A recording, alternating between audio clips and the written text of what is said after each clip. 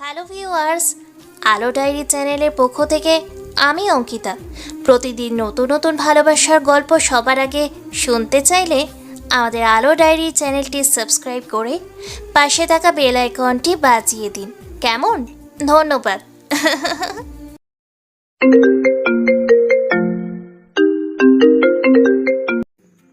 রবিবার তীব্র শীতের সকাল, সময় তখন ৮টা।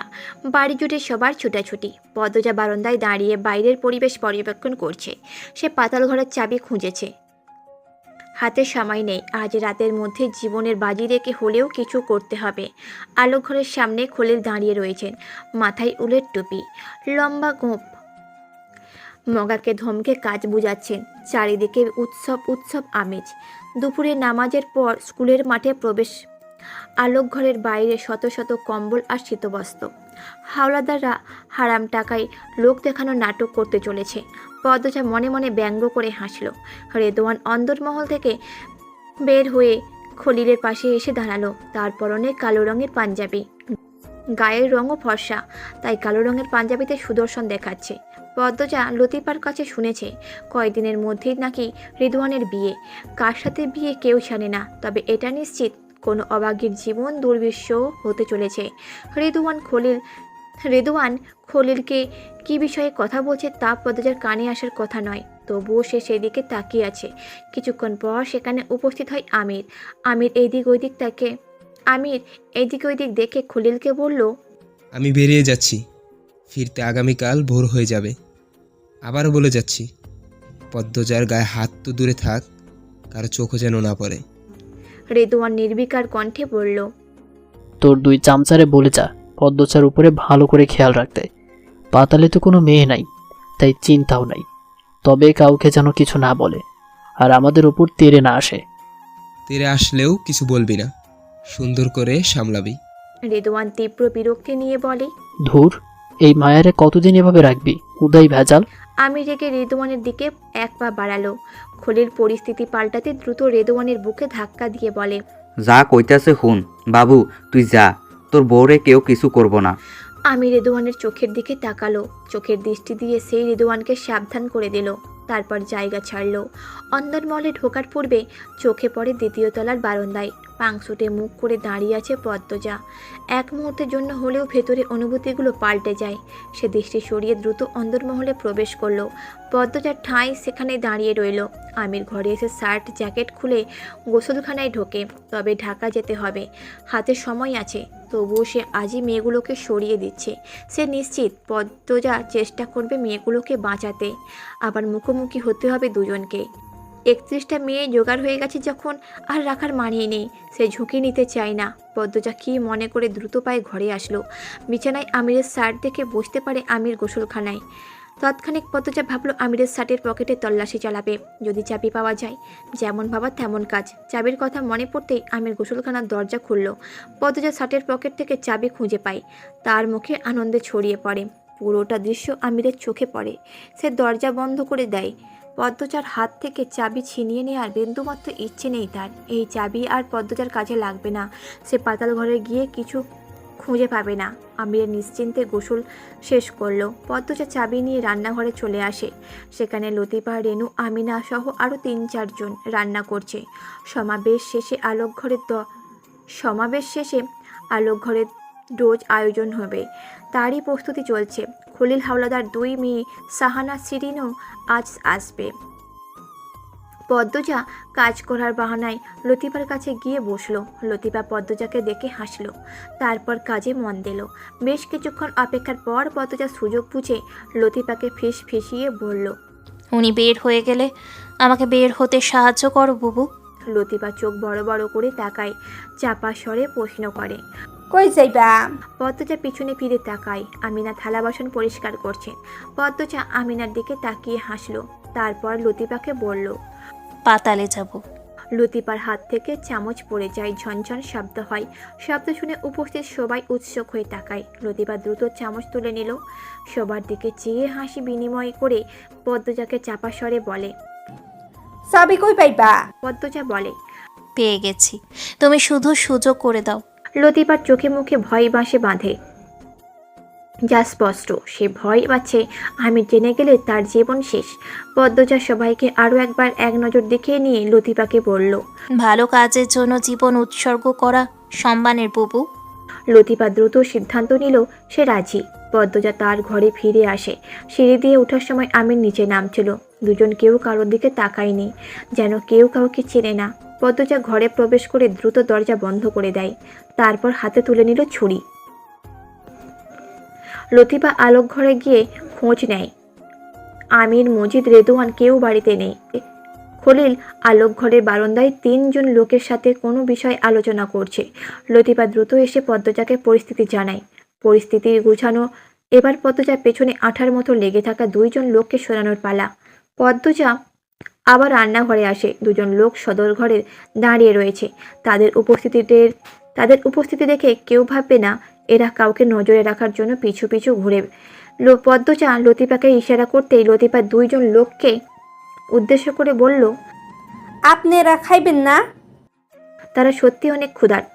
আবার রান্নাঘর থেকে মাংসের ঘ্রাণ আসছে। সেই ঘ্রাণে খিদে যেন বেড়ে যাচ্ছে। 2 জন সম্মতি জানায় তারা খাবে। লতিফা চোখের ইশারায় পদ্মজাকে বেরিয়ে যেতে বললে। তারপর 2 জন লোককে খেতে দিল। 2 জনেই ক্ষুধার্ত পাহারাদার কবজি ডুবিয়ে খেতে থাকে। পদ্মজা তাদের অগোচরে বেরিয়ে পড়ে। বাইরের চারপাশ থেকে দ্রুত জঙ্গলে ছুটে আসে। জঙ্গলের পথ তার চেনা, তাই পাতাল ঘরের কাছে আসতে বেশি সময় লাগেনি। আল্লাহর নাম নিয়ে সে পাতাল ঘরে প্রবেশ করে। তার হাতের চাবি প্রবেশদ্বার খুলতে সক্ষম হয়। পদ্মজা এক হাতে শক্ত করে ধরে ছুরি। ধরক্তে স্বাগতম দরজায় মাঝ বরাবর এসে সে থমকে যায়। কেউ নেই, সব কিছু চুপচাপ নির্জন। সে এখন যেখানে দাঁড়িয়ে আছে তার পাশের চেয়ারে চাবুক ছিল, তাও নেই। পদ্মজা থম মেরে কতক্ষণ দাঁড়িয়ে রইল। মেয়েগুলো আছে তো? প্রশ্নটা মাথায় আসতে পদ্মজার বুকে ধরাস করে কিছু যেন একটা পড়ে। সে দৌড়ে ধরক্তে প্রবেশ করলো। উন্মাদের মতো প্রতিটা ঘর দেখলো, কেউ নেই। তার শরীর বেয়ে ঘাম ছোটে। ধরক্তের কোথাও কোনো চাবুক, ছুরি, রাম বা কুড়াল কিছুই নেই। এখানে যে অনাচার ব্যভিচার হতো তার কোনো প্রমাণই নেই। পদ্মজা স্বাগতম দরজা পেরিয়ে সবকটি ঘর তন্ন তন্ন করে অসহায় মেয়েগুলোকে খোঁজে, কিন্তু কোথাও কেউ নেই। যখন নিশ্চিন্ত হলো এখানে কেউ নেই, তার হাত থেকে ছুরি পড়ে যায়। 2 হাতে মাথা চেপে ধরে ধপ করে মেঝেতে বসে পড়ে। চোখ ফেটে জল বেরিয়ে আসে। আমির তার চোখে ধুলো দিয়ে প্রতিটা মেয়েকে সরিয়ে দিয়েছে। পদ্মজার তীব্র যন্ত্রণা হতে থাকে। সে মেয়েগুলোকে বাঁচাতে পারেনি। আফসোস আর আত্মগ্লানি তাকে চেপে ধরে। মেয়েগুলোর ছটপটানি বাঁচার অনুরোধ কানে বাজতে থাকে। দাঁতে দাঁত চেপে বসে থাকে পদ্মজা। তার মনে হচ্ছে তার মাথায় অনেক ভারী একটা বোঝা। নিজের প্রতি খুব রাগ হয়। সে কাঁদতে থাকলো। শাড়ি খামচে ধরে কাঁদতে কাঁদতে বলল, আমি পারিনি। আমি এই ব্যর্থতা কোথায় লুকাবো আল্লাহ? পদ্মজার কান্নার দেওয়ালে দেওয়ালে বাড়ি খেয়ে পুরো পাতালপুরীতে প্রতিধ্বনিত হতে থাকে। সমাবেশে বাড়ির মেয়ে বউদের যাওয়া আবশ্যক। এটা হাওলাদার বংশের আরেক রীতি। পরিবারের সবাই যেখানে উপস্থিত থাকবে। শাহানাজ সেদিন তৈরি। তার নিচতলায় আক্ষেপ করছে। পদ্মজা তার ঘরে স্তব্ধ হয়ে পালঙ্কে বসে আছে। লতিফা হন্তদন্ত হয়ে ঘরে প্রবেশ করলো। বলল, ও পদ্ম, বোরখা পিন্দ নাই কেন? জলদি করো। পদ্মজা লতিফার দিকে তাকালো। তার চোখের চারপাশে লাল, চোখে ফোলা ফোলা ভাব। সে আত্মগ্লানিতে তলিয়ে যাচ্ছে। বারবার মনে হচ্ছে সে চাইলে পারত মেয়েগুলোকে বাঁচাতে। সুযোগ ছিল, সত্যিকারের অর্থে তার সুযোগ ছিল না। পেছনে প্রতিটি নিঃশ্বাস সাক্ষী। সে প্রতি মুহূর্তে মেয়েগুলোর কথা ভেবেছে, আপ্রাণ চেষ্টা করেছে। হন্য হয়ে চাবি খুঁজেছে। ভেবেছিল আরও 2-3 দিন হাতে আছে। আমির এত দ্রুত 31টা মেয়ে অপহরণ করে ঢাকা নিয়ে চলে যাবে সে ভাবেনি। ঘুণাক্ষরেও ভাবেনি। ভাবলেও কাজ হতো না। কিন্তু এইসব কিছুতেই পদ্মজার মাথায় আসছে না। সে সমান তালে নিজেকে দোষী ভেবে যাচ্ছে। মানসিক যন্ত্রণা হারিয়ে যাচ্ছে অন্য জগতে। রেদওয়ান ঘরে এসে উঁচু গলায় বলে, কি হলো? পদ্মজা এখনো তৈরি হওনি কেন? আমাদের তো বের হতে হবে। পদ্মজার আচমকা মনে হলো আমির মেয়েগুলোকে আজ রাতটায় গোডাউনে অথবা অফিসে রাখতে পারে, আর নয়তো বাসায়। এর মধ্যে যদি কিছু করা যায়, কিন্তু কার সাহায্য নেবে সে? এখানে ঢাকার কে আছে? সেকেন্ডে 3 ভাবার পর মাথায় লিখনের নাম আসে। লিখন চাইলে আমিরকে থামাতে পারবে, অবশ্যই পারবে। এতে আমিরের সম্পর্কে সব জেনে যাবে লিখন। বলি হবে আমির, এটা ভাবতে পদ্মজার কষ্ট হয়। সে ঢোক গিলে নিজের আবেগ অনুভূতি সামলায়। সে আমিরকে মনে মনে বলি দিল। এখন লিখনই একমাত্র আশা। শুনেছে শুটিংয়ের এখনও চলছে। পদ্মজার সিদ্ধান্ত নেয় সে যেভাবেই হোক লিখনের সাথে আজ যোগাযোগ করবে। রেদওয়ানের দিকে আগুন দৃষ্টি নিক্ষেপ করে পদ্মজা বলল। আসছি। রেদওয়ান তাড়া দিয়ে বলল। জলদি। তারপর বেরিয়ে গেল। রেদওয়ান বের হতেই পদ্মজা বিড়বিড় করলো। বেজন্মা। তারপর দ্রুত বরখা নিকাব পরে নিল। মৃদুল তার মা বাবাকে নিয়ে হাওলাদার বাড়ির পা রাখে। তার বুকের গোপন কুঠুরিতে থাকা হৃদয়টা খুশিতে নৃত্য করছে। যখন সে তার মা বাবাকে বলল সে বিয়ে করতে চায় আর মেয়েও পছন্দ করেছে, তখনই তার মা বাবা দুজনেই খুশিতে আটখানা হয়ে যায়। মীরা বাড়ির সবাই খুশিতে ভোজ আয়োজন করেছে। তাদের আদরের দুলাল মৃদুল। মৃদুল এতদিনে আনন্দপুর ছিল বলে তার মা জুলেখা বানু অসুস্থ হয়ে পড়ে। 6 বিঘা ভূমির উপর কাঠের বাড়ি আর 90 বিঘা জমির একমাত্র উত্তরাধিকারী মৃদুল।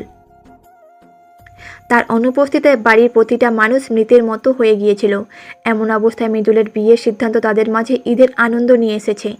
তাই এত দ্রুত তাদের আগমন। মৃদুলের বাবা গফুর মিয়া মাথায় টুপি, গায়ে দামি পাঞ্জাবি, শরীর থেকে আতরের ঘ্রাণ ভেসে আসছে। জুলেখা নিকাব তুলে মৃদুলের দিকে বললেন। বাড়িতে কি কেউ নাই? মৃদুল জুলেখাকে এক হাতে জড়িয়ে ধরে বলল। অন্দরমহলে গেলে মানুষ ভাইবেন, একটু ধৈর্য ধরেন আম্মা। জুলেখা বানু কপাল কুঁচকালো। তিনি স্বাস্থ্যবান একজন মহিলা, বাচাল প্রকৃতির মানুষ। রূপ এবং সম্পদ নিয়ে অহংকারের শেষ নেই। তিনি সরু চোখে চারপাশ দেখতে দেখতে অন্দরমহলে আসেন। অন্দরমহলের সামনে রেনু ছিল। রেনু মৃদুলকে দেখে দাঁত বের করে হাসলো। এগিয়ে এসে বলল। মৃদুল ভাইজান আইয়া পড়ছেন। হ আইসি, দেখা যাইতেছে না। রেনু বোকার মতো হাসে। জুলেখা বানু আর গফুর মিয়া পা ছুঁয়ে সালাম করে। মৃদুল বলল। ফুপি আম্মা ঘরে আছে? না ভাইজান, বাড়ির সবাই স্কুল ঘরে গেছে। মৃদুলের পূর্বে জুলেখা প্রশ্ন করেন। কে রে? ওইখানে কি দরকার? রেনু বিস্তারিত বলল। গফুর মিয়া সন্তুষ্টির সাথে বললেন। মনটা জুড়িয়া গেল। হাওলাদার বাড়ির আত্মীয় যে হইবে এরই 7 জন্মের কপাল। গফুরের প্রশংসা জুলেখা বানুর ভালো লাগেনি। অন্যের প্রশংসা তিনি সহ্য করতে পারেন না। হাতের ব্যাগটা রেনুর দিকে বাড়িয়ে দিয়ে ঝাঁঝালো স্বরে বলে। এই সেরি, ধর ব্যাগটা। রেনুর হাত বাড়িয়ে ব্যাগ নিল জুলেখা বানু। বললেন। আপনারা আলোক ঘরে থাকবেন। বলল রেনু। জুলেখা পেছনে ফিরে আলোক ঘরের দিকে ইশারা করে বললেন। এই টিনের ঘরটা? জুলেখার প্রশ্নে অবজ্ঞা। তিনি টিনের ঘরে থাকতে আগ্রহী নয়, বোঝাই যাচ্ছে। রেনু কিছু বলল না। মৃদুল জুলেখাকে আদরের স্বরে বলে। আম্মা কম কথা কন, আমার মেহমান। রেনু জুলেখার কথাবার্তায় বুঝে গেছে এই মহিলা কোন প্রকৃতির। সে মনে মনে ভাবে পূর্ণার কপালে ঝাঁটা আছে। জুলেখা আলোক ঘরে থাকবে না, এটা নিশ্চিত। রেনু জুলেখাকে অন্দরমহলে নিয়ে আসে। রানী লাবণ্যের খালি ঘরটা দেখিয়ে বলে। এই ঘরে থাকবেন। জুলেখা ব্যাগপত্র রেখে বিছানায় টান টান হয়ে শুয়ে পড়ে। হাত পা ম্যাচ ম্যাচ করছে। একবার ভাবলো রেনুকে বলবেন পাটা টিপে দিতে, কি মনে করে যেন বললেন না। মৃদুল গফুর মিয়াকে বলল। আব্বা আমি গোসল কইরা খাওয়া দাওয়া করে স্কুল ঘরে যাইতেছি, আপনি যাইবেন? হ্যাঁ জামু, মহৎ কাজ নিজের চোখে দেখাইয়া ভাগ্যেরও বাপ। মৃদুল জুলেখার উদ্দেশ্যে বলল। আম্মা আপনি যাইবেন? জুলেখা ক্লান্ত, তাই মিনমিনিয়ে বলে। না আব্বা, আমি যাবো না। মৃদুল ব্যাগ থেকে লুঙ্গি গামছা বের করলো। জুলেখা উঠে বসেন। রেনুকে ডেকে বললেন। এই সেরি, কলটা ওন দিকে আমারে দেখাইয়া দাও। জুলেখা আদেশ করলো নাকি হুমকি দিল রেনু বুঝতে পারছে না। সে চুপচাপ জুলেখাকে নিয়ে কলপাড়ে গেল। লতিফা থাকলে ভালো হতো। নতুন কোনো মেহমান এসে তেড়িবেড়ি করলে লতিফা শায়েস্তা করতে পারে। মাথার উপর সূর্য, মাঠ ভর্তি মানুষ। এক পাশে মহিলা বাচ্চারা, অন্য পাশে পুরুষরা শৃঙ্খলা বজায় রাখছে। রেদওয়ান ওপর থেকে দেখলে রেদওয়ান একজন মহৎ, ভদ্র, শান্ত ব্যক্তি যাকে সবসময় দেখা যায় না। সবাই জানে রেদওয়ান জ্ঞানী মানুষ, সারাক্ষণ বইপত্র নিয়ে থাকে, তাই তার দেখা পাওয়া যায় না। ভেতরের খবর যদি নিষ্পাপ মনের মানুষগুলো জানতো, হাই আফসোস। উপস্থিত প্রতিটি মানুষ খুব খুশি। এত মানুষকে শীতবস্ত্র দেওয়া কম কথা নয়। যে কাজটা যখন হাওলাদার বাড়ির মানুষেরা করে সবার কাছে, তখন তারা ফেরেশতা হয়ে ওঠে। ফেরেশতার সাথে তুলনা করা হয়। মজিদ হাওলাদার ও খলিল হাওলাদার শীতবস্ত্র বিতরণ করছেন। পদ্মজা এক পাশে দাঁড়িয়ে আছে। পদ্মজার সাথে আঠার মতো লেগে আছে দুটি লোক। দুজন দুই দিকে দাঁড়ানো, তাদের চোখ সর্বক্ষণ পদ্মজার ওপর। পদ্মজার চোখ দুটি লিখনকে খুঁজছে। লিখন এখানে আসবে নাকি সে জানে না, তবে প্রার্থনা করছে যেন সে আসে। আজ তার উপস্থিতি অনেকগুলো মেয়েকে বাঁচাতে পারে। লিখন নিঃসন্দেহের একজন ভালো মানুষ। সব কিছু শোনার পর সে কোনো ব্যবস্থা অবশ্যই নেবে। লিখন ভিড় ঠেলে প্রান্তর পাশে এসে দাঁড়ালো। প্রান্ত লিখনকে দেখে অবাক হলো, তারপর হেসে কর্মমদন করলো, বলল, কেমন আছেন ভাইয়া? ভালো, তুমি কেমন আছো? ভালো ভাইয়া। পূর্ণা প্রেমা আসেনি? আসছে, ওদিকে আছে। প্রান্ত স্কুলের ডান দিকে ইশারা করে বলল, কেউ? ত্রিধা লিখনকে প্রশ্ন করলো। লিখন চাপা স্বরে বলে, পদ্মজার ভাই। ত্রিধা তাৎক্ষণিক প্রান্তকে প্রশ্ন করে, তোমার পদ্মজাপা কোথায়? প্রান্ত সোজা আঙুল তাক করে। ওই যে। ত্রিধা চোখ ছোট ছোট করে সেদিকে তাকায়। প্রান্তকে আবার প্রশ্ন করে, সবার তো মুখ ঢাকা, পদ্মজাকে? প্রান্তের আগে লিখন বলে, লম্বা মেয়েটা। ত্রিধা আরও চোখে লিখনের দিকে তাকালো, বলল, মুখ না দেখে চিনলে কি করে? জানি না, মনে হলো প্রান্ত ঠিক বলেছি। প্রান্ত হেসে সম্মতি সূচক মাথা নাড়ল। ত্রিধা খুব মন খারাপ হয়। প্রান্ত বলে, ভাইয়া, হাপা আপনাকে খুঁজছিল। কোন আপা? পদ্মজাপা। মুহূর্তে লিখনের কি হয়ে যায় সে নিজেও জানে না। তার বুকে অপ্রতিরোধ্য তুফান শুরু হয়। পদ্মজা তাকে খুঁজছে, এ যে অসম্ভব। লিখন চকিত পদ্মজার দিকে তাকালো। পদ্মজার মুখ দেখা যাচ্ছে না, হাত পাও ঢাকা, তবুও মনে হচ্ছে সে পদ্মজাকে দেখতে পাচ্ছে। 6 বছর পূর্বে পদ্মজা যে রূপে প্রথম দেখেছিল সে দৃশ্য ভেসে ওঠে। তাদের প্রথম কথা, টমেটো আছে নাকি জিজ্ঞাসা করা, কত সুন্দর সেই মুহূর্ত। লিখন পদ্মজার কাছে যাওয়ার জন্য পা বাড়ালো। লিখনের চোখে মুখে আনন্দ স্পষ্ট। পদ্মজা খুঁজছে শুনে এতটাই আনন্দিত হয়েছে মানুষটা, ব্যাপারটা ত্রিধাকে কষ্ট দিচ্ছে। তার বুকে চিনচিনে ব্যথা শুরু হয়। শাহানার অনেকক্ষণ ধরে মাথা ঘোরাচ্ছে। সে বেশি মানুষের সাথে থাকতে পারে না, শরীর দুর্বল লাগছে। পদ্মজার এক হাত ধরে দুর্বল কণ্ঠে বলল, পদ্ম, আমার মাথা ঘুরতাছে। পদ্মজা বিচলিত হয়ে বলে, বেশি খারাপ লাগছে? শাহানার চোখ বুজে হাসছে। সে অনেক কষ্টে বলে, মাথায় পানি দাও আমায়, দাও বইন দাও। স্কুলের পিছনে ঝোপঝাড় আর মদিনী নদী আছে, একটা ঘাটও আছে, পানির ব্যবস্থা আছে। পদ্মজা শাহানার এক হাত শক্ত করে ঘাটের ধারে নিয়ে আসে। দুজন লোকও সাথে আসে। শাহানা নিকাব খোলার আগে দুজন লোককে উদ্দেশ্য করে বলল, এই তোমরা আইসো ক্যারে, নিকাব খুইলা পানি দিমু মাথায়, যাও তোমরা। দুজন লোক নিজেদের মধ্যে পরামর্শ করে চলে যায়। এইদিকে কেউ নেই। কেউ আসতে চাইলেও তাদের সামনে দিয়ে আসতে হবে, তাই ভয় নেই। শাহানা নিকাব খুলে মাথায় পানি দিল। শাহানা মাথা ঝুঁকে রাখে আর পদ্মজা 2 হাতে পানি দিয়ে শাহানার মাথায় ঢালে। কিছুক্ষণ পানি দেওয়ার পর শাহানা সুস্থ বোধ করে। বিশ্রাম নেওয়ার জন্য সে একটু দূরে একটা গাছের গোড়ায় বসলো। পদ্মজা চারপাশে দেখে নিজের নিকাব খুলল। দুটি চোখ জ্বলছে, পানি দেওয়া প্রয়োজন। পদ্মজা যেখানে ছিল সেখানে নেই। লিখন চারপাশে চোখ বুলিয়ে পদ্মজার দেখা পেল না। এখানে আস্তে আস্তে কোথায় চলে গেল? দ্বিধাও খুঁজল। স্কুলে একবার শুটিং হয়েছিল, তাই লিখন জানে স্কুল ঘরের পেছনে একটা ঘাট আছে। পদ্মজা সেখানে থাকতে পারে ভেবে সেই দিকে গেল। লিখনের দুইজন লোক নিজেদের মধ্যে কথা বলতে বলতে তার পাশ কেটে ভিড়ের দিকে যায়। লিখন ঘাটে এসে থামে। কারো উপস্থিতি টের পেয়ে শাহানা পিছনে ফিরে তাকায়, আবার চোখ সরিয়েও নেয়।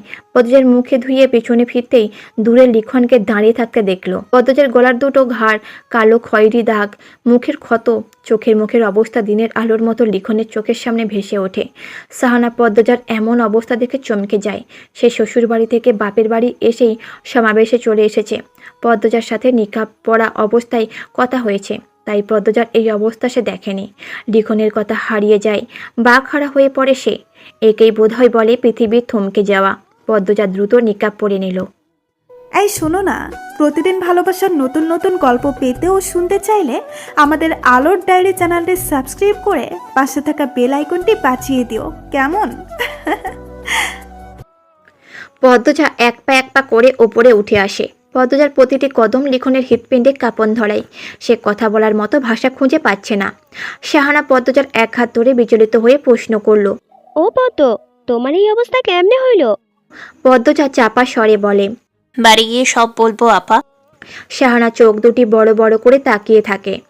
পদ্মজার শরীরে যে দাগ আছে সে দেখছে।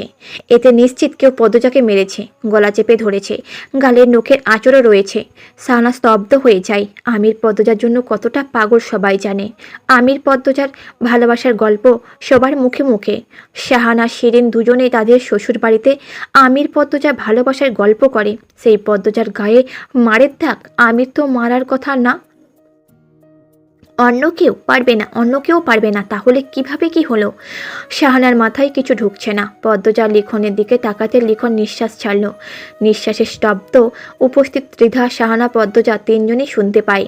পদ্মজা তার রিনঝিনে মিষ্টি কণ্ঠে বলল, আপনার সাথে আমার কথা ছিল।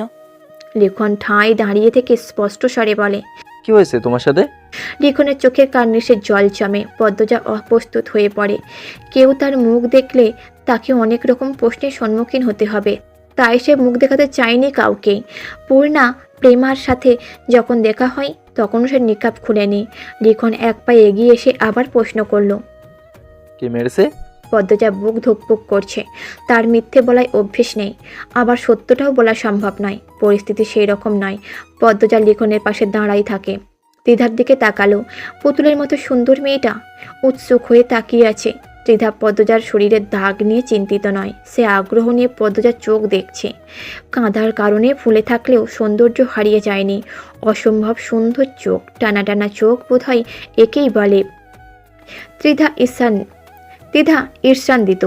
পদ্মজা লিখনের প্রশ্নে বলল, মারের দাগ হতে যাবে কেন? লিখন রুদ্ধশ্বাসে বলে, মুখে দাগ, গলা চেপে ধরার দাগ, চোখ ফুলেছে। কে বলবে এটা মারের দাগ না? আমির হাওলাদার মেরেছে?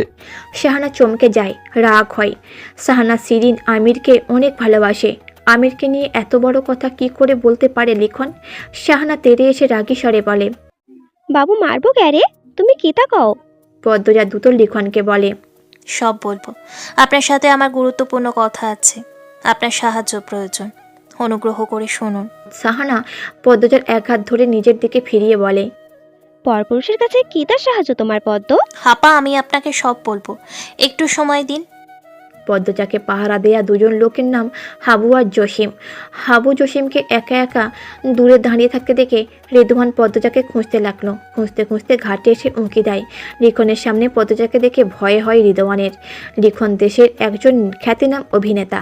সে যদি পদ্মজার মুখ থেকে সব জেনে যায়, সে যে কোনো মূল্যেই তাদের ধ্বংস করতে উঠে পড়ে লাগবে, আর সফলও হতে পারবে। পদ্মজা পারে না, কারণ তার স্বামী এতে জড়িত। তার দুই বোনকে নিয়ে ভয় আছে। সর্বোপরি সে একজন নারী। রেদওয়ান দূর থেকে ডাকলো, পদ্মজা।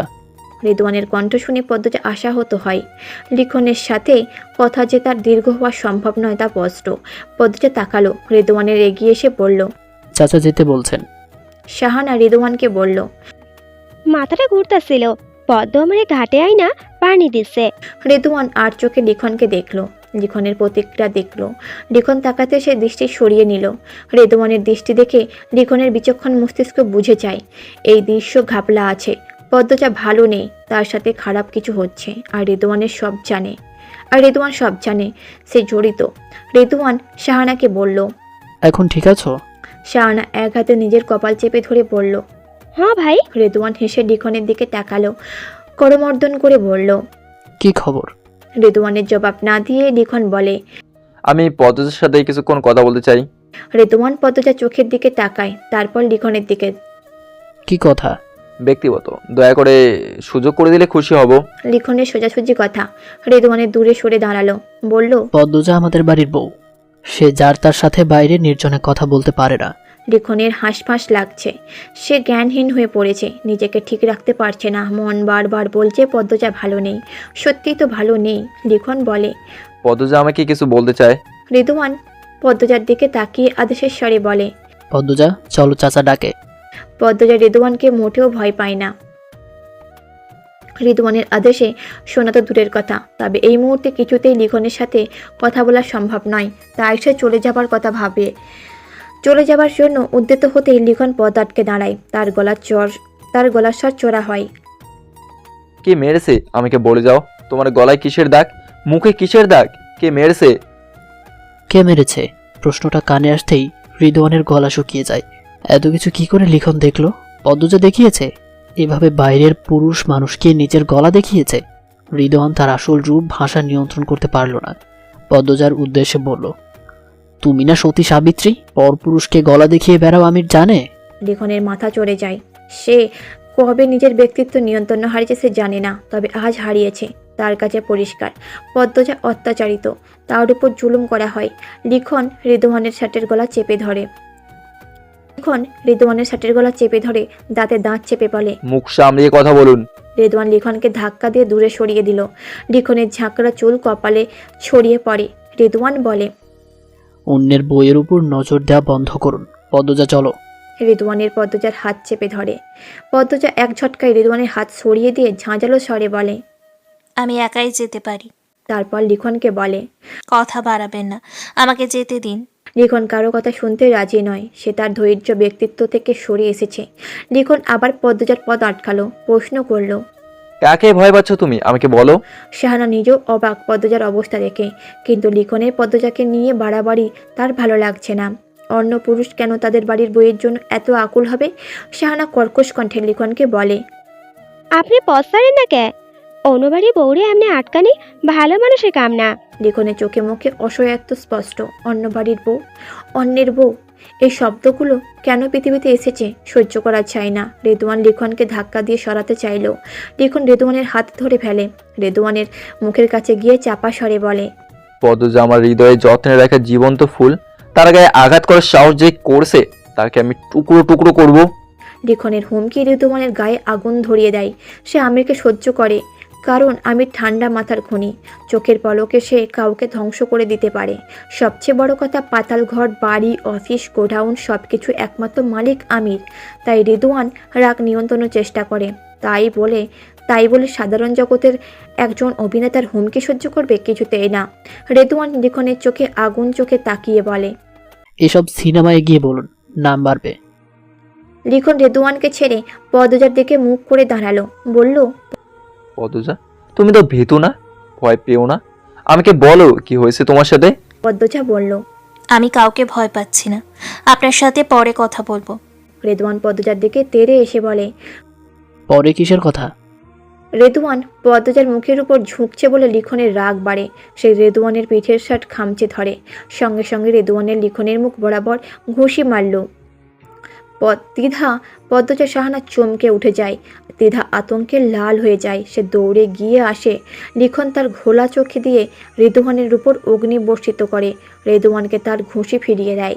দুজন মারামারি পর্যায়ে চলে যায়। দ্বিধা পদ্মজা কেউ থামাতে পারে না। আর কিছু সময় এইভাবে চললে কেউ একজন খুন হয়ে যাবে। শাহানা চিৎকার করতে স্কুলের সামনে ছুটে যায়। তার চিৎকার শুনে উপস্থিত মানুষের মাঝে হট্টগোল শুরু হয়। শৃঙ্খলা ভেঙে যায়।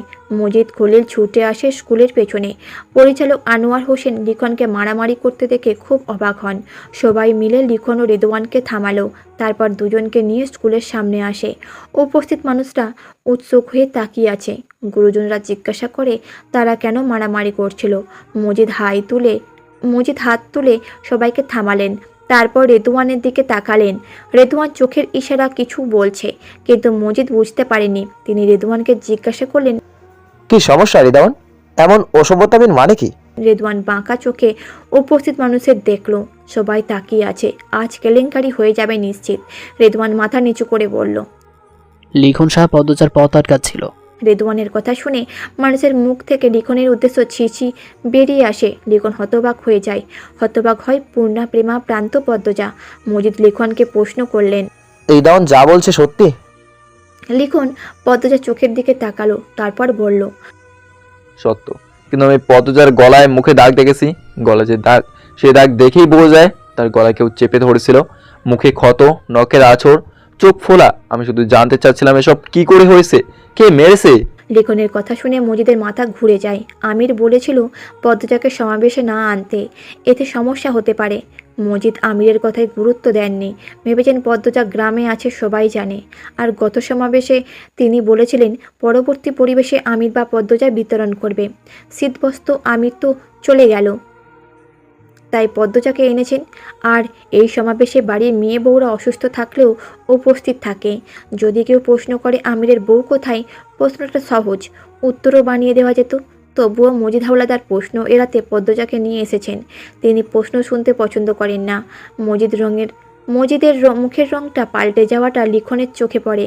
সে ভেবে নেয় এই সম্পর্কে মজিদও জানে। সে সবার সামনে প্রশ্ন করে, আপনার বাড়ির বউয়ের শরীরে মারের দাগ কি করে এলো? মজিদের কণ্ঠস্বর পরিবর্তন হয়। তিনি কাট কাট স্বরে বললেন, তুমি কি করে দেখেছো? পদ্মজা কাটে নিকাব খুলে মুখে পানি। মজিদ লিখনের কথায় বাধা দিয়ে বলেন, তুমি বাড়িতে এসো, এই নিয়ে কথা হবে। মজিদ ভেতরে ভেতরে ভয়ে জমে গিয়েছে। পদ্মজা যদি মুখ খুলে কি হবে? এখানে মজিদের প্রতিপক্ষরাও রয়েছে, তারা সুযোগ পাবে। লিখন কিছু একটা বলতে চেয়েছিল। তার পূর্বে মজিদের নতুন প্রতিপক্ষ ইয়াকুব আলী বললেন, বাড়ির বউদের গায়ে মারের দাগ, এটা তো ভালো কথা না। মাতব্বর কি ছেলের বউয়ের উপর অত্যাচার করে? মজিদ ফোঁস করে নিঃশ্বাস ছাড়েন। পরিস্থিতি হাতের বাইরে চলে গেছে। যে করে হোক পরিস্থিতি হাতে আনতে হবে। মজিদ ইয়াকুব আলীকে হেসে বলে, অহেতুক কথা বলবেন না। আমাদের বাড়িতে বউরা রানীর মতো থাকে, গায়ে হাত তোলার তো প্রশ্নই আসে না। কথা বলার পূর্বে বিবেচনা করে কথা বলবেন। ইয়াকুব আলী হাসলেন, বললেন, তাহলে কি নায়ক সাহেব বলছেন? ইয়াকুব আলীর সাথে আরও দুইজন তাল মিলিয়ে বলে, হাওলাদারের অবস্থা দরজার চিপাই পড়ার মতো। পদ্মজা তাদের অবস্থা দেখে মুচকি হাসে। পদ্মজার শরীরে মারের দাগ আছে। এই কথা শুনে পূর্ণা মানুষজনকে মাঝখান থেকে বেরিয়ে উঁচু মাটির ঢিলার উপর দাঁড়ালো। পদ্মজা পাশ ঘেঁষে দাঁড়ালো, বলল, আপা, লিখন ভাই কি বলছে? পদ্মজা নিরুত্তর। খলিল উত্তেজিত হয়ে পড়েছে। সব না সবাই জেনে যায়। আতঙ্কে তিনি সবার উদ্দেশ্যে বলেন, লেখন শাহ মিশা কথা কইতাছে। খলিলের কথা শুনে মজিদের ইচ্ছে হয় খলিলকে জুতো দিয়ে পিটাতে। লিখন বলে, এইটুকুও মিথ্যা না, দাগগুলো এখনো তাজা। পদ্মজা তো সামনেই আছে। একজন বয়স্ক মহিলা বললেন, পদ্মমার নিকাবটা সরাইলেই হাজামিজা জানা যাইব। মজিদ জানতেন কেউ এরকম কিছু বলবে। এখন প্রমাণিত হয়ে যাবে খলিল মিথ্যা বলছে। মজিদের ভেতরটা থরথর করে কাঁপছে। তিনি কি করবেন, কি বলবেন বুঝতে পারছে না। পদ্মজা চেয়েছিল অন্যভাবে এই অধ্যায় সমাপ্তি করতে। যেহেতু সবার সম্মুখে সব প্রকাশ করার সুযোগ এসেছে, সেহেতু উচিত সব ফাঁস করে দেওয়া। এত সব শুনে কেউ না কেউ মেয়েগুলোকে তো উদ্ধার করতে পদক্ষেপ নিতে পারবে। সেই পুরো নিকাবটা না খুলে শুধু মুখটা উন্মুক্ত করলো। তার মুখের স্পষ্ট কালশিটের দাগগুলো দেখে মানুষজনের কোলাহল বেড়ে যায়। সবাই ফিসফিসিয়ে কথা বলতে থাকে। পূর্ণা পদ্মজার গালের একটা ক্ষত দেখেছে। শুনেছিল তো দুর্ঘটনায় এমন হয়েছে। নখ ভেপে যাওয়া দুটো দাগ আর চোখের অবস্থা দেখে তার মুখ ছ্যাঁত করে উঠেছে। সে পদ্মজার সামনে এসে দাঁড়ায়। নিকাব তুলে গলা দেখে চমকে যায়। অশ্রুসজল চোখে পদ্মজার দিকে তাকিয়ে অবাক হয়। ডাকে, আপা। ইয়াকুব আলী খুব অবাক হয়েছেন। এইরকম ভান করে বললেন, মেয়েটার কি অবস্থা? মাতব্বর এইভাবেই কি বউদের রানী করে রাখেন? মজিদের বুকের ব্যথা বাড়ে। এক পা পিছিয়ে যান। কি হচ্ছে এইসব? রেদওয়ান জিভা দিয়ে ঠোঁট ভেজায়। সে পদ্মজার ভাব দেখে ধারণা করেছে পদ্মজা এক্ষুনি সব বলে দেবে। আর সব শোনার পর এত মানুষ সাথে সাথে তাদের পেরে ওঠা সম্ভব নয়। রেদওয়ান ঢোক গেলে আচমকা বলে ওঠে, আমির মেরেছে। এমনি এমনি মারেনি। পদ্মজার লিখন শাহর সাথে 6 বছর আগে সম্পর্ক হয়েছিল। বিয়ের পরও লুকিয়ে ঢাকা অবৈধ মেলামেশা করে গেছে। আমির কয়েকদিন আগে হাতে নাতে ধরেছে আর তাই মেরেছে। রেদওয়ানের কথা শুনে পদ্মজা ও লেখনের মাথায় যেন বাজ পড়ে। মজিদের চোখ দুটো জলজল করে ওঠে। রেদওয়ান বাঁচার পথ খুঁজে দিয়েছে। মানুষজনের কোলাহল দ্বিগুণ হয়। মজিদ কখনো ভাবেনি তার পরিবার নিয়ে আবারও এমন সভা হবে। যা হবার হয়ে গেছে। পদ্মজার সম্মান উৎসর্গ করে হলেও তাদের সম্মান রক্ষা করতে হবে। লিখন ক্রোধে আক্রোশে রেদওয়ানের উপর ঝাঁপিয়ে পড়ে। হাবু, জসিম সহ আরও কয়েকজন লিখনকে আটকায়। লিখন চেঁচিয়ে বলে, মিথ্যাবাদী। কেউ একজন বলল, মাতব্বর সাহেব সত্যিটা খুলে বলেন। মজিদ হাওলাদার কেসে সবার উদ্দেশ্যে বলে, আমি চাইনি আমার বউয়ের কোনো দুর্নাম হোক, হাজারও হোক। সে আমার একমাত্র ছেলের বউ। কিন্তু পরিস্থিতি যখন বাধ্য করেছে, তখন না বলে উপায় নেই। আপনারা অনেকেই জানেন, মোড়ল বাড়িতে লিখন সাহা একবার শুটিং করতে এসেছিলেন। তখন পদ্মজা আর লিখন সাহার মধ্যে একটা সম্পর্ক গড়ে ওঠে। তারপর আমার ছেলে হামিরের সাথে পদ্মজার বিয়ে হয়। আমির পদ্মজাকে নিয়ে ঢাকায় চলে যায়। ঢাকায় লিখন সাহার সাথে পদ্মজার অবৈধ সম্পর্ক চলতে থাকে। আমার বোকা ছেলে কখনো ধরতে পারেনি। গ্রামে আসার পর লিখন সাহা 2 বার আমাদের বাড়িতে গিয়েছিল। প্রমাণ আছে কিন্তু, অনেকেই দেখেছেন তো। কয়েকজন বলা বলি করলো তারা দেখেছে। মজিদ বললেন, লিখন সাহা কিন্তু পদ্মাজার জন্যই যেত। একদিন রাতেও যায়, তখন আমিরের হাতে নাতে ধরে দুজনকে। তাই আমির পদ্মাজার গায়ের উপর হাত তুলে রাগে একটু মার দেয়। এতে কি কোনো দোষ হয়ে গেছে আমার ছেলের? পদ্মজা ক্ষুধার্ত বাঘিনীর মতো চিৎকার করে বলে ওঠে। পদ্মজা ক্ষুধার্ত পাখিনীর মতো চিৎকার করে ওঠে, মিথ্যে কথা, আপনি বানিয়ে কুৎসা রটাচ্ছেন। পদ্মজা ক্ষুধার্ত বাঘিনীর মতো চিৎকার করে ওঠে। মজিদ হাওলাদার বুক ভরা নিঃশ্বাস নেন। তিনি জানেন এই গ্রামবাসী তাকে কতটা বিশ্বাস করে। আর লিখনকেও অনেকেও বাড়িতে যেতে দেখেছে। পদ্মজার নামে একবার সালিস বসেছিল, যদিও সেটা তার ছেলের সাথে, তবে মেয়ে নির্দোষ হলেও তার একবার বদনাম যদি সেটা তার ছেলের সাথে, তবে যে মেয়ে নির্দোষ হলেও তার একবারের বদনাম সারা জীবন রয়ে যায়। তিনি সবার সামনে দুই হাত তুলে নরম স্বরে বলে, আমার আর কিচ্ছু বলার নেই। বিশ্বাস অবিশ্বাস আপনাদের ওপর। লিখন হাবু ও জসিমকে আঘাত করলো। লিখনকে চেপে ধরে রেদওয়ানের ইশারায় আরও কয়েকজন লিখনকে জাপড়ে ধরে। পরিচালক আনোয়ার হোসেন মাথা নিচু করে ফেলেন। মজিদ হাওলাদার মিথ্যা বলবেন না, তিনি মহৎ মানুষ। লিখন একটা মেয়ের জন্য পাগল, সেটা তিনি জানতেন। মজিদের কথা অবিশ্বাস করার কারণ নেই, তবে তিনি লিখনকে সচ্চরিত্র ছেলে ভাবতেন। মুহূর্তেই পরিস্থিতি পাল্টে যায়। দ্বিতীয়বারের মতো পদ্মজার চরিত্রে ছি ধিক্কার ছুঁড়ে মারে গ্রামবাসী। কেউ যেন গায়ে হাত না দিতে পারে। আত্মরক্ষার জন্য পদ্মজা কোমরে ছুরি খুঁজল। ছুরি নেই, সে অসহায় পড়ে চিৎকার করে সবার উদ্দেশ্যে বলল, সবাই আমার কথা শুনুন। কেউ পদ্মজার কথা শুনল না। সবার চেঁচামেচিতে তার গলার স্বর কারো কানেই যায় না। মজিদ হাওলাদারকে তারা অন্ধের মতো বিশ্বাস করে। নিয়তি পদ্মজার সম্মানে দ্বিতীয়বারের মতো আঘাত হানে।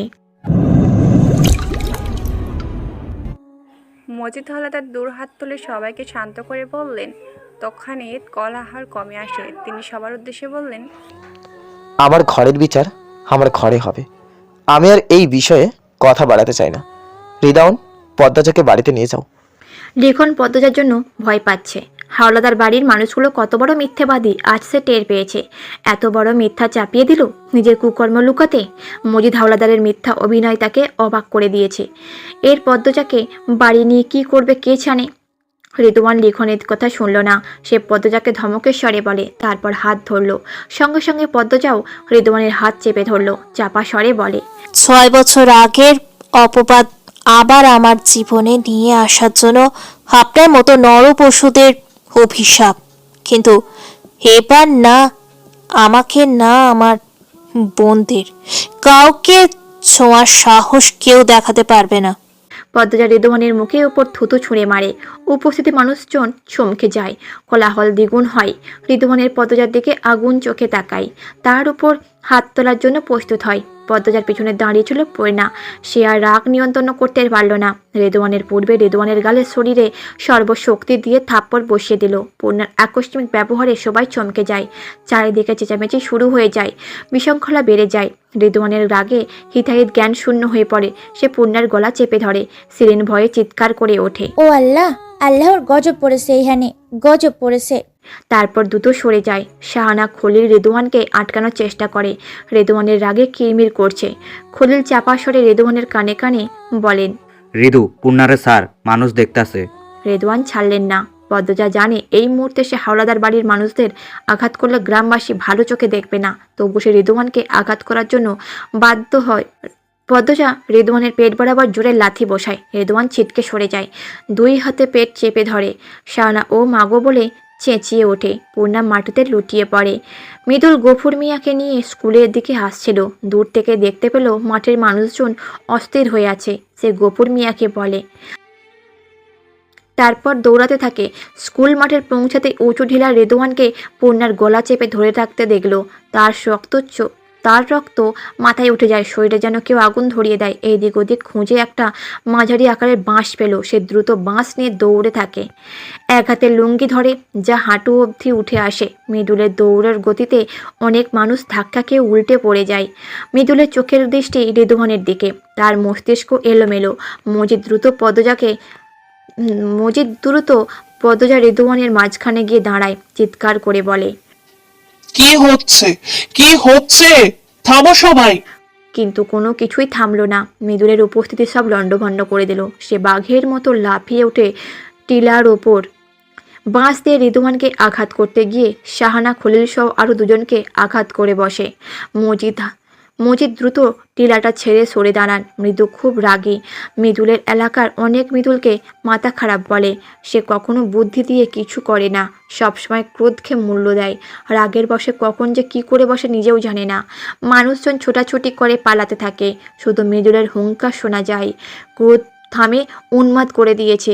সে রেদওয়ানকে বলছে, যার বাচ্চা, তুই কার গায়ে হাত দিছিস? তোরে আজ মাটির ভেতরে গাইথা ফেলমু। আশেপাশে ছড়িয়ে থাকা মজিদ হাওলাদারের লোকেরা মৃদুলকে ধরতে দৌড়ে আসে। ত্রিধা ভয়ে দূর থেকে 2 হাত মুখ ঢেকে ভোপাচ্ছে। আনোয়ার হোসেন ত্রিধা পাশে গিয়ে দাঁড়ালো। ত্রিধার মাথায় হাত রাখলেন। আনোয়ার হোসেনের দিকে তাকিয়ে ত্রিধা হাউমাউ করে কেঁদে উঠল, বলল, লিখনকে কেন ছাড়ছে না ওরা? আনোয়ার হোসেন টেলার উপর চোখ রেখে বলে, জানি না মা, কি হচ্ছে বুঝতে পারছি না। কেউ খুন হয়ে যাবে এখানে, লিখন যে কেন এসবে জড়িয়ে পড়লো? আনোয়ার হোসেন কণ্ঠে আফসোস। ত্রিধা মাটিতে বসে পড়ে, তার কলিজা ছিঁড়ে যাচ্ছে। 4-5 জন লোক লিখনকে জাপটে ধরে রেখেছে। লিখন ছটপট করছে ছোটার জন্য। এই দৃশ্য সহ্য করতে পারছে না। পদ্মজা পূর্ণাকে বুকের সাথে চেপে ধরল। পূর্ণা ভালো করে নিঃশ্বাস নিতে পারছে না। পদ্মজার বুক জ্বলছে। পূর্ণার কষ্ট তাকে পুড়িয়ে দিচ্ছে। মৃদুল রাগে আর আকাশ কাঁপিয়ে চিৎকার করছে। রেদওয়ানকে ধরতে পারলে সে চিবিয়ে খেয়ে ফেলবে, কিন্তু পারছে না। টিলার ওপর 15-20 জনের একটা জটলা লেগে যায়। হাতাহাতি ধস্তাধস্তি চলে বিতরীণভাবে। মজিদ চোখের চশমাটা ঠিক করে ঠান্ডা মাথায় ভাবলেন, এই মুহূর্তে পরিস্থিতি হাতে আনা ভীষণ জরুরি, নয়তো অনেক বিপদ ঘটতে পারে। তিনি তার ডান হাত রমজানকে ডেকে ফিসফিসিয়ে কিছু বললেন।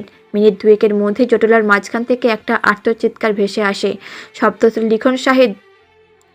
তুলে লিখন শাহর দেহ লুটিয়ে পড়ে মাটিতে। তার পিঠ থেকে রক্তধারা নামছে। মৃদুল আকস্মিক লিখনকে এইভাবে পড়ে থাকতে দেখে চমকে যায়। রেদওয়ানের লিখনকে আহত হতে দেখে। মজিদের দিকে তাকালো, তার মুখ রক্তাক্ত। মৃদুল একজনকে উপেক্ষা করেও তাকে আঘাত করে সক্ষম হয়েছে। মজিদ ইশারায় রেদওয়ানকে কিছু একটা বোঝালেন। রেদওয়ান তাৎক্ষণিক পদ্মজাকে খুঁজলো, দেখলো পদ্মজা মাটিতে পড়ে আছে। তার চোখ দুটি বোঝা। মজিদের একটা পদক্ষেপ পুরো পরিস্থিতি পাল্টে দিল। লিখন হয় মারা যাবে, নয়তো অনেক দিন হাসপাতালে পড়ে থাকবে। আর পদ্মজাকে একবার বাড়ি নিয়ে যেতে পারলেই হলো, আর মুক্তি পাবে না। রমজান সবার আড়ালে দ্রুত ঘাটে গেল। রক্তমাখা ছুরি আর হাতের রুমাল নদীতে ছুঁড়ে ফেলে দিল। এশারের আজান পড়েছে। পদ্মজা ধীরে ধীরে চোখ খুলল। নিজেকে নিজের ঘরে আবিষ্কার করলো। মাথা ব্যথা করছে খুব। সে এক হাতে কপাল চেপে ধরে। তখনই দুপুরের সব ঘটনা মনে পড়ে। পূর্ণার মাথায় হাত বুলিয়ে দিচ্ছিল সে। তখন কে যেন পেছন থেকে পূর্ণার মাথায় হাত বুলিয়ে দিচ্ছিল সে। তখন কে যেন পেছন থেকে মুখে একটা চেপে ধরলো। তারপরে আর কিছু মনে নেই। পদ্মজা দ্রুত উঠে বসে। জুতা না পরেই ঘর ছেড়ে বেরিয়ে আসে। সিঁড়ি বেয়ে নামার সময় লতিফার দেখা পেল। লতিফা পদ্মজাকে দেখে বলল, কই যাইতেছ? পূর্ণা কোথায়? পূর্ণার কাছে যাব। পূর্ণা তো উপরে। পদ্মজা অবাক হয়ে প্রশ্ন করে, উপরে মানে 3 তলায়? হ। এখানে কে নিয়ে আসলো? পদ্মজা প্রশ্ন করলো। ঠিকই উত্তরের আশায় থাকলো না। দৌড়ে 3 তলায় চলে গেল।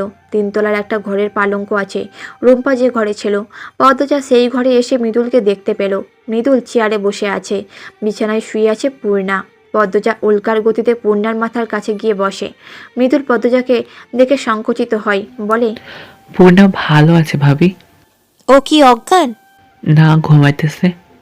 কিছুক্ষণ আগে সজাগ ছিল। খেয়েছে? আপনার ধরে অনেকক্ষণ বৈশা ছিল। পদ্মজার পূর্ণার মাথায় হাত বুলিয়ে দিল। তারপর পূর্ণার গালে কপালে চুমু খেলো। মৃদুল প্রশ্ন করলো, প্রেমা বারান্ত কোথায়? বাড়িতে গেছে। ঠিক আছে ওরা? জি ভাবি। আর লিখন শাহ? লিখন শাহর কথা শুনে মৃদুল চুপ হয়ে যায়। পদ্মজা উৎকণ্ঠ নিয়ে প্রশ্ন করে, মৃদুল উনি কোথায়? কেমন আছেন? মাথা নত করে বলে, ভাবি ভিড়ের মাঝে কেউ একজন বাইরে ছুরি মারছে। পদ্মজা এক হাতে নিজের মুখ চেপে ধরে। তারপর কাঁপা স্বরে বলে, বেঁচে আছে? জানি না ভাবি, হাসপাতালে নিয়ে গেছে সবাই। পুলিশ আইছিল বিকেলে। পদ্মজা চোখের জল টলমল করে ওঠে। মানুষটা এতদিন তাকে নিঃস্বার্থে ভালোবেসে গেছে, ধৈর্য ধরে থেকেছে, কঠিন ব্যক্তিত্বের আড়ালে তার জন্য ভালোবাসার যত্ন করে রেখেছে। পদ্মজা সব কিছু জানে, সব জেনেও সে কিছু করতে পারেনি। ভালো তো করতে পারলই না, উল্টে তার জন্য ক্ষতি হয়ে গেল। পদ্মজার চোখ থেকে এক ফোঁটা জল গড়িয়ে পড়ে। সে তো জল মুছে ফেললো। আফসোস হচ্ছে, ঘাটে কথাটা বলা একদম ঠিক হয়নি। মেয়েগুলো হাতছাড়া হয়ে গেছে ভেবে সে চঞ্চল হয়ে উঠেছিল। আর লিখনও আজ এত উত্তেজিত হয়ে পড়েছিল। সব ভাগ্য লেখা ছিল, তাই হয়তো হয়েছে। কখনো হাই হুতাশ করতে নেই। তাই পদ্মজা সিদ্ধান্ত নিল সে লিখনের জন্য 2 রাকাত নফল নামাজ আদায় করবে, যেন সে সুস্থ হয়ে ওঠে। লিখনের জন্য পদ্মজার প্রার্থনা করার দায়িত্ব। পদ্মজার কাছে এইটুকু অধিকার লিখনের আছে। পদ্মজা মৃদুলকে বলল, পূর্ণা ঘুমাক তাহলে, দেখে রাখবেন, আমি আসছি। আচ্ছা ভাবি। পদ্মজা ঘর ছেড়ে বেরিয়ে গেল। মৃদুল দরজার বাইরে তাকিয়ে রইল। পদ্মজাকে তার অনেক প্রশ্ন করার আছে। লিখন পদ্মজার নামে যে অপবাদ দেওয়া হয়েছে সেটা কি মিথ্যে? মৃদুলের চেয়ে ভালো কি জানে না। সে নিজের চোখে দেখেছে লিখন শাহর কষ্ট, পদ্মজার সম্মান রক্ষার্থে নিজের অনুভূতি লুকিয়ে রাখার প্রচেষ্টা, একটু কথা বলার আশায় ছটপট করা।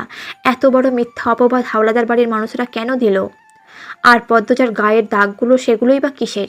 আমির হাওলাদার কোথায়? মৃদুলের ভাবনা সুতো ছিঁড়ে যায় লতিফার আগমনে।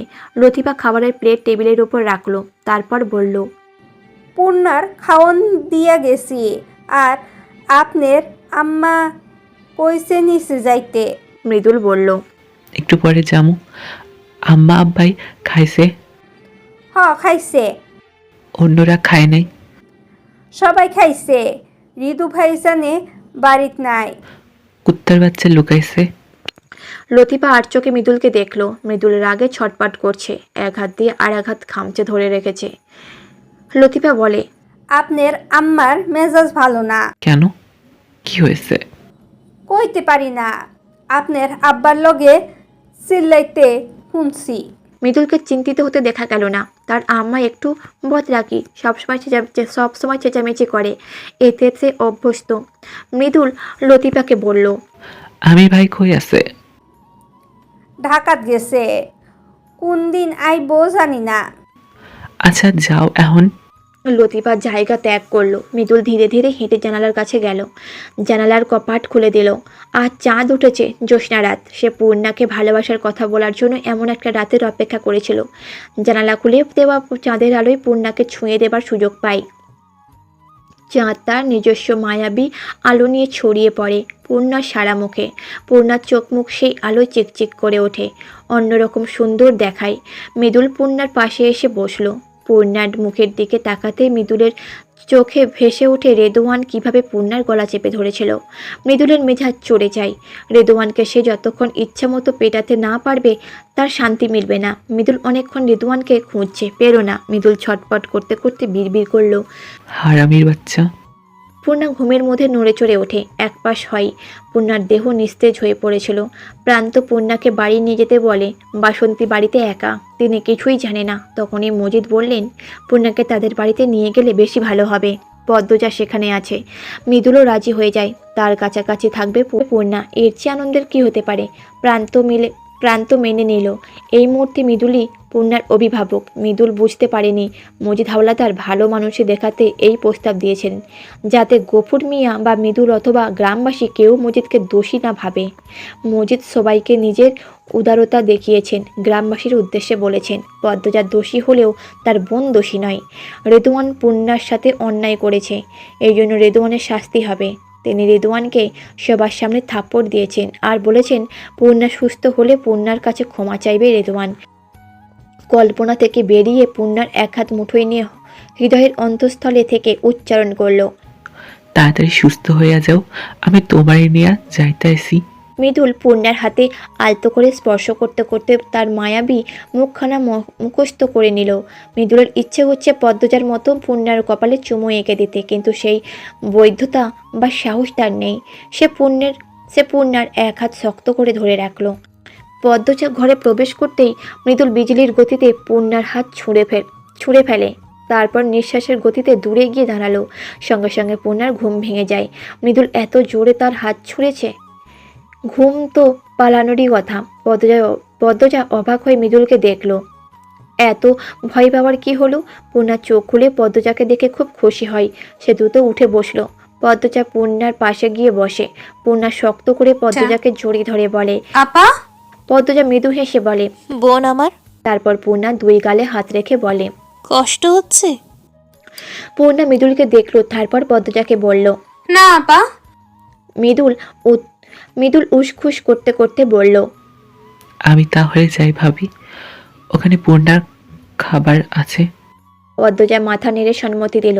মৃদুল দরজার বাইরে গিয়ে পূর্ণার দিকে একবার তাকালো। পূর্ণার বদলে সে পদ্মজাকে তাকিয়ে থাকতে দেখলো। মৃদুল জোরপূর্বক হেসে জায়গা ছাড়ল।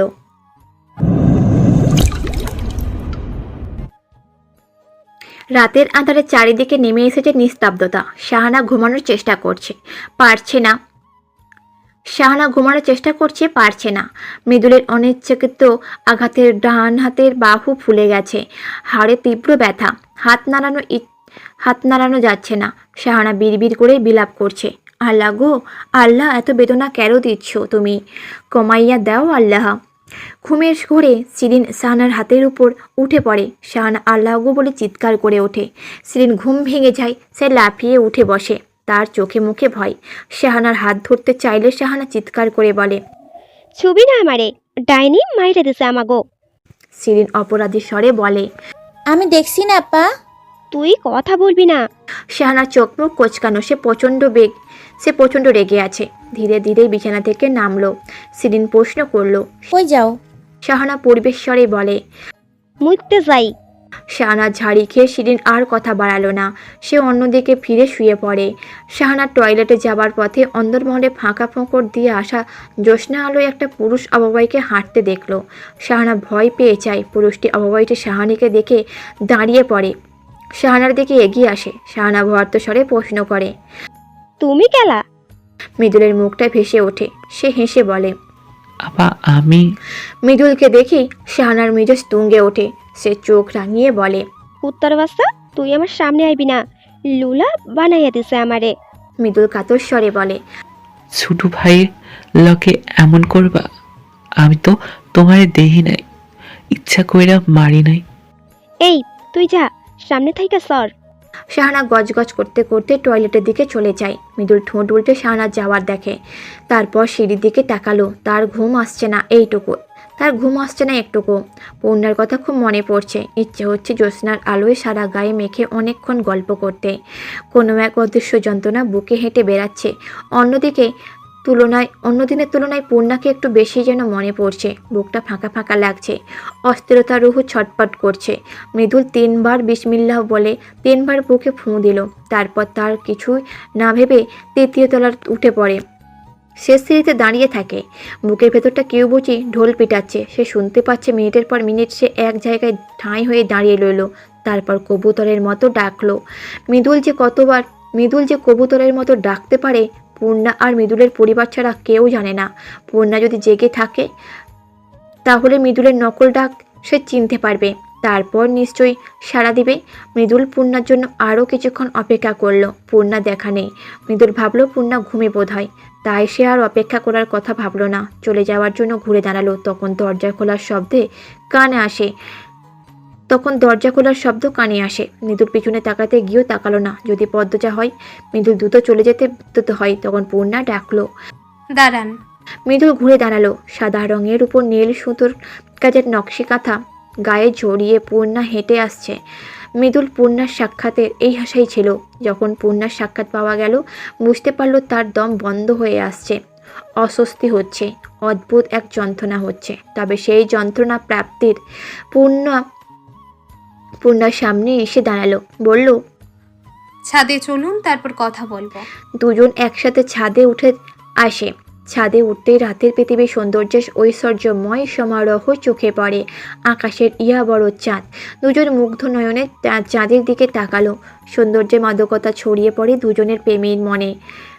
মৃদুল পূর্ণার দিকে তাকালো, পূর্ণাও তাকালো। চোখাচোখি হতেই দুজন হেসে ফেলল।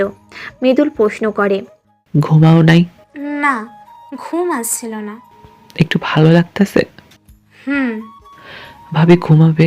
হুম। ভাবি কিছু হয়েছে? পূর্ণা মুখ ভার করে বলে, না, অনেকবার প্রশ্ন করেছি ভাইয়ার সাথে কি হয়েছে, মুখে গলায় কিসের দাগ। আপা উত্তর দেয়নি, আবার মুখের উপর কথা বলার সাহসও হয়নি। মৃদুল দীর্ঘশ্বাস ছেড়ে বলে, কিছু একটা তো হয়েছেই। আচমকা মনে পড়েছে এইভাবে পূর্ণা বলল। তবে আমি ঘুমের ভান ধরেছিলাম, তখন টের পেয়েছি আপা নীরবে কাঁদছে। আমার খুব কষ্ট হচ্ছে আপার জন্য। আপার কিসের কষ্ট না জানা অব্দি আমি শান্তি পাবো না। আমির ভাইয়ের সাথে কিছু হয়েছে? ভাইয়ার দেখা পেলেই হতো, বলল পূর্ণা, তার দৃষ্টি আকাশের দিকে। তারপর আবার বলে, কালকে লিখন ভাইয়ের খবর এনে দিতে পারবেন? পারবো, চিন্তা করো না, লিখন ভাইয়া ঠিক হইয়া যাইব। পূর্ণা আর কিছু বলল না, সে চাঁদের দিকে তাকিয়ে রইল। মৃদুল বলল, রাতের আকাশে তোমার কেমন লাগে? পূর্ণা খোশ মেজাজের জবাব দেয়, অনেক ভালো লাগে। আমার আম্মা, আপা, প্রেমা সবাই জ্যোৎস্না রাত পছন্দ করে। আমাদের অনেক মুহূর্ত আছে যে জ্যোৎস্না রাত নিয়ে। আপনার কেমন লাগে? মৃদুল হাসলো, তারপর বলে, রাতের আকাশ কোনোদিন আমার দেখার ইচ্ছা হয় নাই। এমনি রাত বাইরে হলেই বাইর হতাম, আকাশ দেখার লাইকা বাইর হইতাম না। প্রথম তোমার সাথে দেখা হতে আইলাম। পূর্ণা মৃদুলের দিকে তাকালো, তারপর চাঁদের দিকে তাকিয়ে বলে, এত সুন্দর মানুষের পাশে আমার মতো কালো মানুষকে দেখে চাঁদ কি লজ্জা পাচ্ছে না? চাঁদের কিসের এত দেমাগ যে পূর্ণার গায়ের রং নিয়ে লজ্জা পাইব? পূর্ণা ঠোঁট কামড়ে হাসি আটকালো। জ্যোৎস্নার রূপ মাধুরী নিজের চোখে অবলোকন করার সৌভাগ্য পূর্ণার বহুবার হয়েছে, কিন্তু আজকের সময়টা অন্যরকম লাগছে। মায়াবী এক অনুভূতির সর্বাঙ্গে শীতল বাতাস ছড়িয়ে দিচ্ছে। মৃদুল বলল, বৈশা কথা বলি। কোথায় বসবো? ছাদ তো কুয়াশায় ভেজা। মৃদুল চটপট করে তার লুঙ্গি খুলল। পূর্ণা শুরুতে চমকে যায়, পরে দেখলো মৃদুলের পরনে প্যান্ট আছে। মৃদুল তার লুঙ্গিটা ছাদের মধ্যে বিছিয়ে দিল, বলল, বৈশা পড়ো। পূর্ণা মনে মনে আস্তাগফিরুল্লাহ বলে লুঙ্গির ওপর বসলো।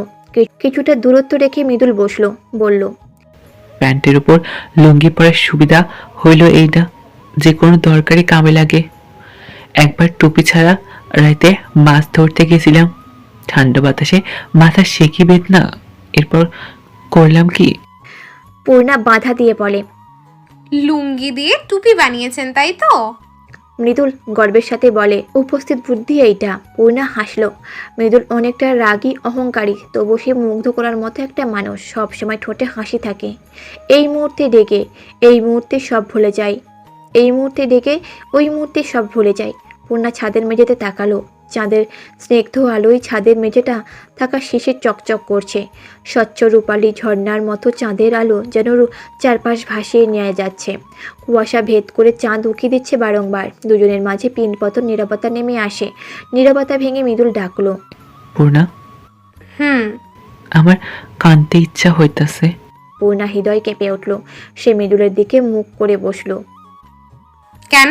জানি না, আমি যখন যেটা চাইছি পাইছি, এই প্রথম কিছু পাইতে গিয়া ভয় করতেছে। কি সেটা? মৃদুল সরাসরি চোখের দিকে তাকিয়ে বসলো, বলল, তোমারে পূর্ণা। নিস্তব্ধ প্রহরী জ্যোৎস্নায় রাতে একাকী দুজনের মাঝে প্রেমিক যখন বিভ্রম নিয়ে উচ্চারণ করে ভালোবাসার কথা, প্রেমিকার হৃদয়ে কি হয় জানে না পূর্ণা। তবে তার বেলা সে দম বন্ধ করে এক অনুভূতির স্বাদ পেয়েছে। সব পাখালি তাদের নীড়ে ঘুমাচ্ছে, শুধু পেঁচারা জেগে আছে। থেমে থেমে তারা ডাকছে, কনকনে শীতল হাওয়া বইছে। পূর্ণা মৃদুলের এক হাত ধরে বলল, আপা সব সময় বলে ভাগ্যে যা আছে তাই হয়, আল্লাহ কপালে যা লিখে রাখেন তাই হয়, তাই চিন্তা করবেন না। তুমি আপনি করে আর কথা কইবা না, তুমি কইবা। পূর্ণা চট করে অন্যদিকে ফিরল, বলল, পারবো না। যা কইছি হনো, নাইলে কিন্তু। কি করবেন? ছাদ থেকে ঝাঁপ দিয়া মইরা যামু। পূর্ণা ভ্রু কুঁচকালো, বলল, এসব কি কথা? দেখতাম ঝাঁপ দিয়া। মৃদুল গুরুতর ভঙ্গিতে কথা বলছে, এই ছেলে দেখানোর জন্য ঝাঁপ দিয়ে দিতেও পারে। পূর্ণা বলল, আচ্ছা থাক, লাগবে না, আমি তুমিই বলবো। মৃদুল হাসলো, তাইলে কও। কে বলবো? তুমি। তুমি। পূর্ণাও হাসলো। আকাশের বিশাল উজ্জ্বল চাঁদটি আর তার সাথী তারাদের নিয়ে পূর্ণা মৃদুলের প্রেম কথন চলতে সারা রাত। দুজন মুঠো মুঠো চাঁদের আলোকে সাক্ষী রেখে কাটিয়ে দেয় মুহূর্তের পর মুহূর্ত।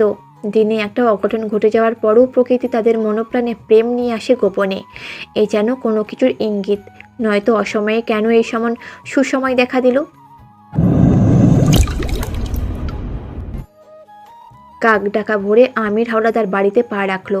সে সবেমাত্রই ফিরেছে, মাথা তুলে দাঁড়াতে পারছে না। ঢাকা থেকে নিয়ে এসেছে নতুন বোঝা। সে যে বোঝা তাকে নুইয়ে রেখেছে। যখনই সে গোপন যুদ্ধে জয়ী হলো, দেখতে পেল আলোর রেখা, তখনই সামনে নেমে এসেছে ঘোর অন্ধকারের দেয়াল। সুখ নামক বস্তুটি নিমিষে আড়াল হয়ে গেল। এই পৃথিবীতে যেন তার বিরুদ্ধে চলছে। সে অনুভব করছে এই পৃথিবী আর তার নয়। বিষের বাতাস ছড়িয়ে আছে চারিদিকে। পায়ের নিচের জমি আর তাকে চায় না। শত শত অভিশাপের বুলি কানে বাজে। অভিশাপগুলোকে সে তো হেসে উড়িয়ে দিয়েছিল, তাহলে আজ তার জীবনে ফিরে এলো কী করে? আমির জানে না। লতিফা অন্দরমহলের দরজা খুলে আমিরকে দেখতে পেল। আমির লতিফাকে দেখে মাথা উঁচু করে, ঢোক গিলে বলে, ভাত আছে, ঠান্ডা হলেও চলবে। লতিফার শরীর কেঁপে ওঠে। আমিরের এরকমভাবে ভাত খোঁজাতে সে যেন চমকে উঠে যায়। আমিরকে সে জমের মতো ভয় পায়, তাই কোনো প্রশ্ন করল না। লতিফা অস্থির হয়ে পড়ল, বলল, আনতাসি। সৌভাগ্যক্রমে আমিরের ভাগ্যে গরম ভাতই জুটে। ফজরের আজান সাথে সাথে লতিফা রান্না বসিয়েছিল। ভাতের পাতিল নামিয়ে আমিরকে ভাত দিয়েছে। আমির প্রথমে লোকমা মুখে দেওয়ার পূর্বেই লতিফাকে প্রশ্ন করে, যা ভালো আছে? লতিফা গতকালের ঘটনা বলতে গিয়েও বলল না, বলল, ভালো আছে। আমির গাপস কুপস করে ভাত খেলো। সারা রাত্রি সে শীতবস্ত্র ছাড়াই ছিল, ফলে শরীর মৃত মানুষের মতো ঠান্ডা হয়ে যায়। তাই সদ্য রান্না হওয়া ভাত খেয়ে কিছু উপভোগ করেছে। খাওয়া শেষে দ্বিতীয় তলায় উঠল। পদ্মজা কোরআন শরীফ পড়ছে, তার মধুর সুর মন প্রাণ জুড়িয়ে দেওয়ার মতো। আমির ঘরে প্রবেশ করার পূর্বেই দরজার পাশে কিছুক্ষণ দাঁড়িয়ে থাকলো। তারপর ঘরে ঢুকে পদ্মজার দিকে তাকালো না। আলমারি খুলে জ্যাকেটটা, মোজা, টুপি বের করলো।